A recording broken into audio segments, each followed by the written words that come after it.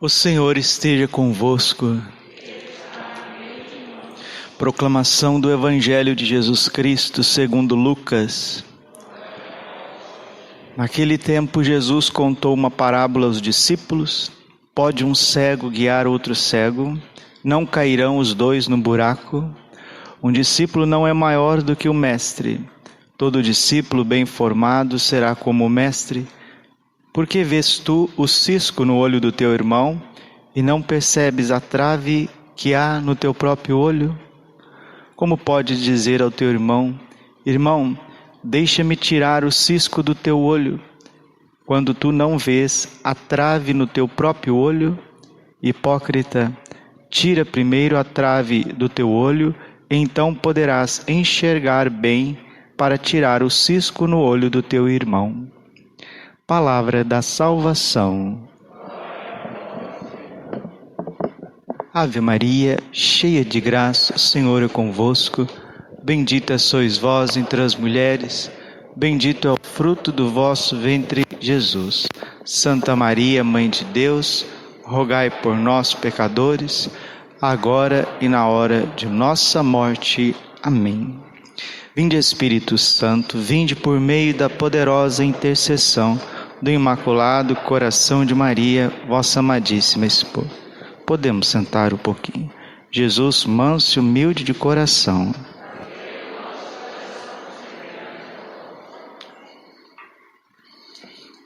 Se um dia alguém realmente tiver a coragem de pedir um presente para Deus, faça este pedido: Senhor, que de hoje até o fim da minha vida eu comece a ver as minhas falhas e não as dos meus irmãos.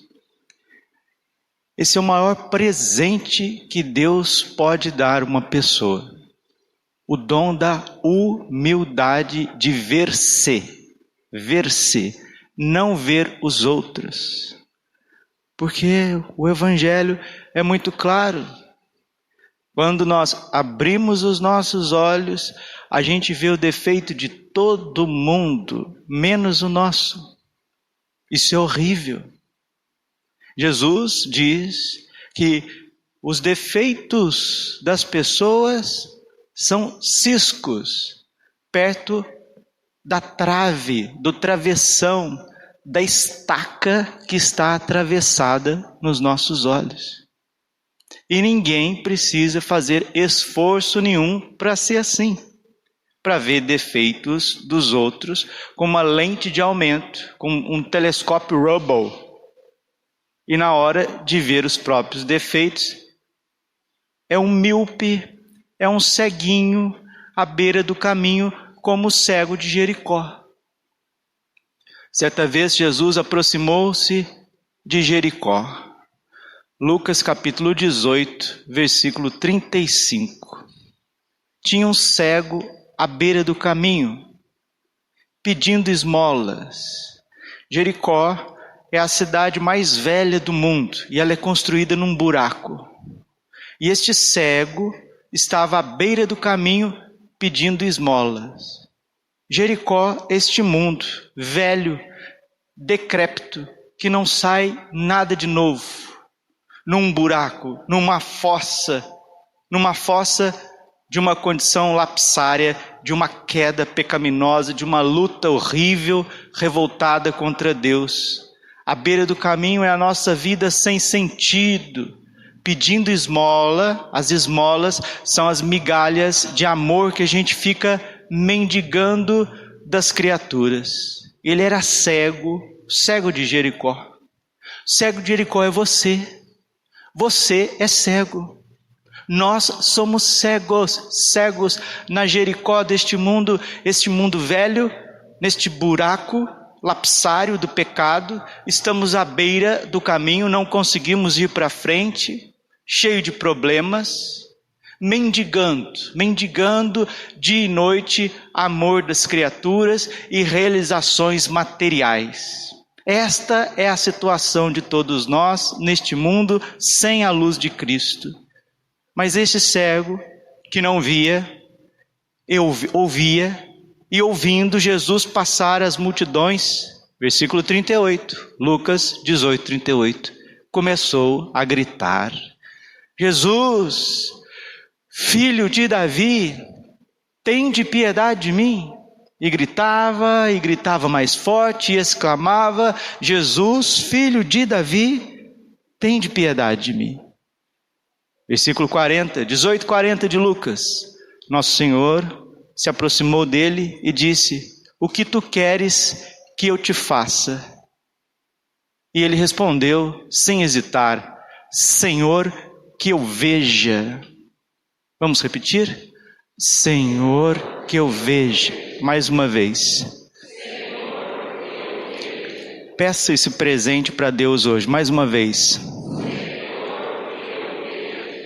Nós precisamos começar a enxergar aonde está os nossos desequilíbrios, aonde está a nossa maldade, qual que é o nosso comportamento, aonde nós somos pesados para os irmãos, quais são as nossas falhas, quais são os nossos, desculpe a palavra aqui, os nossos pitis, né? Porque todo mundo tem os seus piti.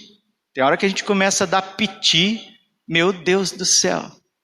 Quando a pessoa começa a dar piti, ela mesma não vê, mas todo mundo vê que ela está fazendo piti. É igual criança quando faz, né? Começa a fazer birra, começa com caprichos, com verdadeiras cegueiras, coisas horríveis. Desculpe, é vergonhoso, é vergonhoso. E por que nós temos tantas pessoas cegas para os próprios defeitos, mas em relação às coisas, em relação ao mundo, em relação ao presidente, em relação ao bispo, em relação ao padre, em relação à minha esposa, em relação ao meu marido?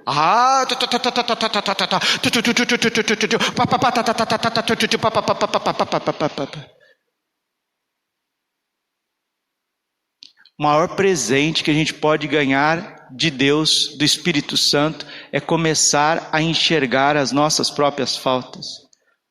Sabe por que são poucas as pessoas que conhecem a si mesmo? Pouquíssimas entre os cristãos.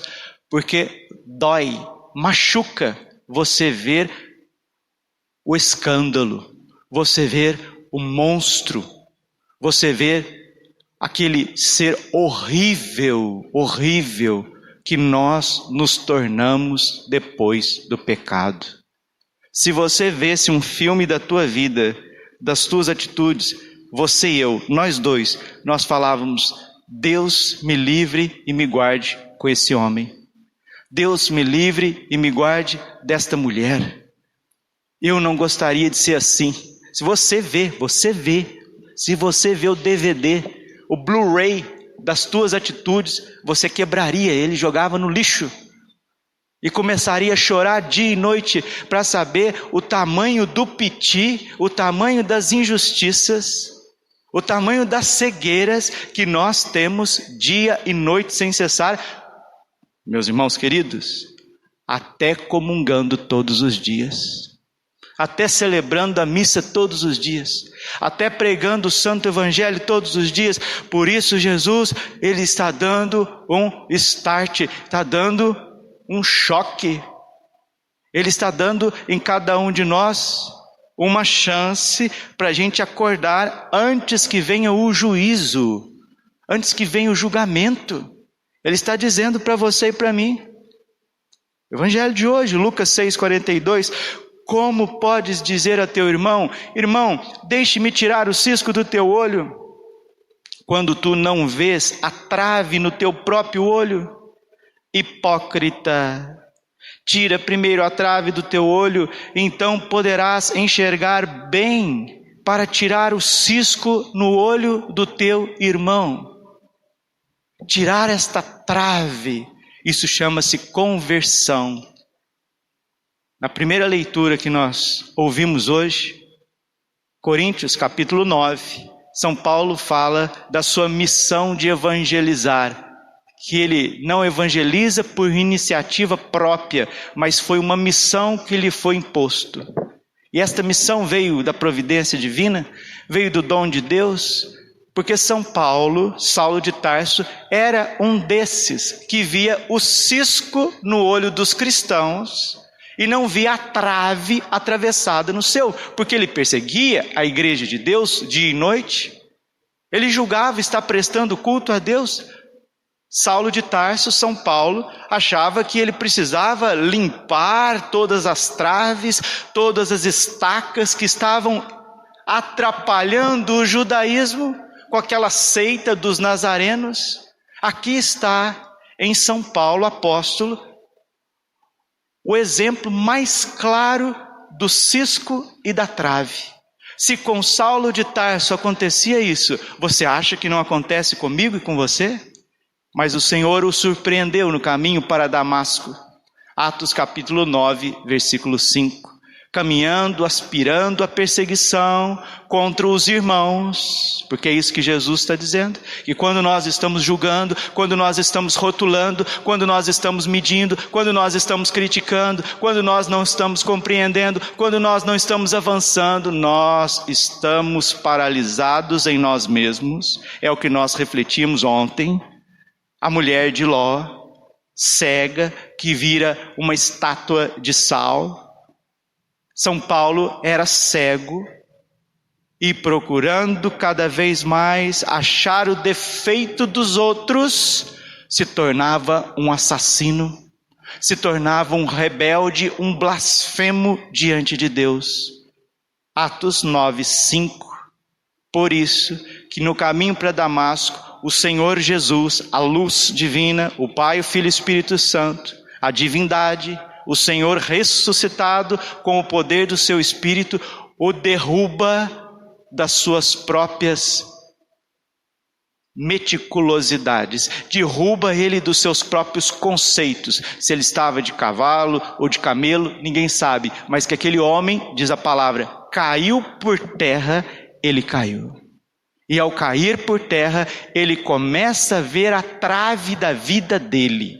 Ele começa a ver os galhos, as toras travessadas, muito mais do que nos seus olhos, mas no seu coração, na sua mente e nas suas atitudes. E ele pergunta para Jesus: Senhor, o que tu queres que eu te faça? E ali, de forma milagrosa e superpotente, o que aconteceu com São Paulo em 3 dias, no caminho para Damasco e na casa de Ananias, é o que acontece conosco a vida inteira. Com São Paulo foi em 3 dias. Conosco, Deus dá a graça de uma existência para que a gente comece a enxergar. Para que a gente comece verdadeiramente ver, enxergar com os olhos da alma, do coração, onde estão essas traves que impedem a gente de ver a nós mesmos, ver a Deus, ver o próximo como ele precisa ser visto. E meus irmãos, este é o drama da nossa salvação.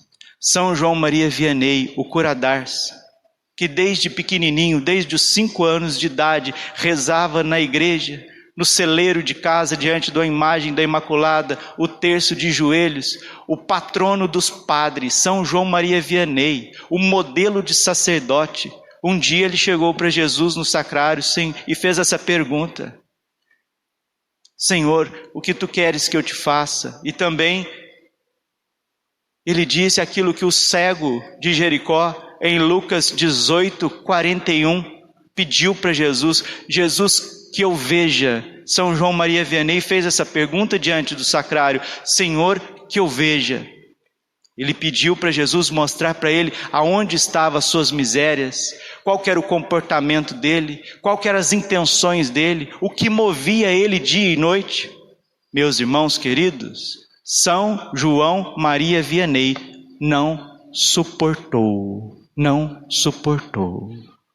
Ele teve que voltar no sacrário e dizer para Jesus: eu não aguento mais ver tanta miséria, ver tanta maldade dentro do meu coração. São João Maria Vianney. E o Senhor, coração de Jesus, que nós celebramos hoje, tirou essa luz divina que mostra para nós quem nós somos e aliviou um pouco esse processo de conviver com este cadáver chamado Braulio Silva D'Alessandro, um cadáver que me amordaça por dentro, que se não é a graça de Deus, me destrói e faz com que eu destrua os outros, como aconteceu com São Paulo. Termino esta homilia falando de um assunto muito sério, que nós temos que nos preparar desde então. Graças a Deus tem pessoas se preparando para isso. Quando se confessam frequentemente, quando rezam o cenáculo, quando jejuam nas quartas e nas sextas, quando comungam no estado de graça, quando amam o próximo, quando têm sensibilidade com os pequenos, ou seja, aqueles que ouvem a voz de Deus e com muita luta, com muito esforço, começam a colocar em prática devagarzinho com o auxílio de Nossa Senhora. Aqueles que estão na escola do Coração Imaculado de Maria já estão neste caminho de autoconhecimento. E para eles será mais ameno esse processo.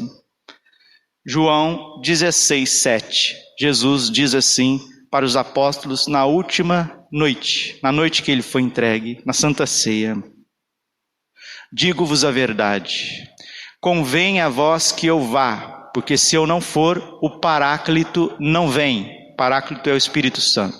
Mas, quando ele vier, ele convencerá o mundo a respeito do pecado, da justiça e do juízo, que consiste em não crer em mim.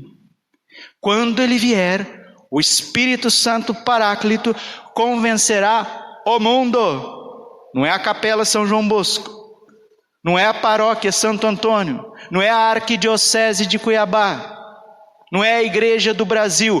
Convencerá o mundo, ou seja, todos os habitantes da terra, a respeito do pecado, da justiça e do juízo. O pecado é a rejeição de Deus. A justiça é a verdade a respeito de cada ser humano. E o juízo é a consequência disso. Isso não é brinquedo, isso não é brincadeira, é a salvação, é o sangue de Jesus, é uma vida de um Deus entregue, é uma igreja que padece, uma igreja que luta, uma igreja que é perseguida. São santos e mártires que entregaram a vida, desde os apóstolos, para que os homens possam ver, enxergar. E é isso que Nossa Senhora disse em Garabandal, na Espanha, que virá um aviso universal, ou seja, virá uma iluminação das consciências. Aquilo que aconteceu com Saulo de Tarso no caminho para Damasco, aquilo que aconteceu com o cego de Jericó, vai acontecer comigo e com você, porque todos nós, todos os 7 bilhões ou 8 bilhões de habitantes, a gente não sabe quanto o certo tem o planeta Terra, mas todos estamos na decrepitude de Jericó, à beira do caminho, mendigando, vendo os defeitos de todo mundo, menos os nossos. Isso consiste o derramamento do Espírito Santo, que levará cada um ao conhecimento de si mesmo. E a Virgem disse que aqueles que se confessam com frequência, comungam com frequência, esse processo será menos doloroso. Mas aqueles que vivem, meus irmãos, metralhando os outros, julgando, perseguindo, aspirando morte contra a religião, contra os sacerdotes, contra a palavra de Deus. Nós estamos aqui a nível de mundo, nós não estamos aqui somente na nossa capela, nós estamos a nível de mundo. Convém a vós que eu vá, porque se eu não for, o Espírito Paráclito não vem, mas quando ele vier, ele convencerá. É Deus, é a ação de Deus. Paulo não esperava que Deus o interpelasse no caminho para Damasco, mas Deus agiu, e Deus vai agir por misericórdia na vida de 7 bilhões de Saulos de Tarso que estão aí, 7 bilhões de cegos de Jericó que estão aí, Por isso que esse mundo é difícil, porque é tudo contra todos, é todos contra todos, é todo mundo se agalfanhando, se julgando, beliscando, arrancando carne um do outro. E o Espírito Santo, Jesus não deu o seu sangue na cruz, ele não foi chagado para que você fosse um julgador, porque você não é julgador, você é criatura. Eu sou criatura. Senhor, que eu veja Nossa Senhora, minha Santa Mãe, São José, meu Pai, São Miguel, o nosso defensor da igreja, meu anjo da guarda, meu santo padroeiro, Santo Antônio, São João Bosco, São Pio, Santa Teresinha, me ajude nesse processo de autoconhecimento, de conversão profunda, porque com Deus não se brinca, o mundo está cego, caminhando para a beira de um precipício, o mundo cego, guiando cegos e caindo no buraco, e Deus, para evitar isso, essa destruição, essa autodestruição da sociedade destes tempos, ele agirá com um derramamento do Espírito Santo sem precedentes, mas isso será muito dramático para aqueles que vivem julgando, rotulando, cheio de ódio, cheio de inveja, de ciúme, de impureza. Será sim um toque da graça, um toque de salvação, mas com muita dor. É uma cirurgia espiritual. E depois desse aviso universal, todo homem, como está em Joel, todo homem verá a salvação que vem de Deus. Monsenhor Jonas pregou isso muito. Monsenhor Jonas Abib pregou sobre esse derramamento de graça do Espírito Santo que virá corrigir a consciência do mundo.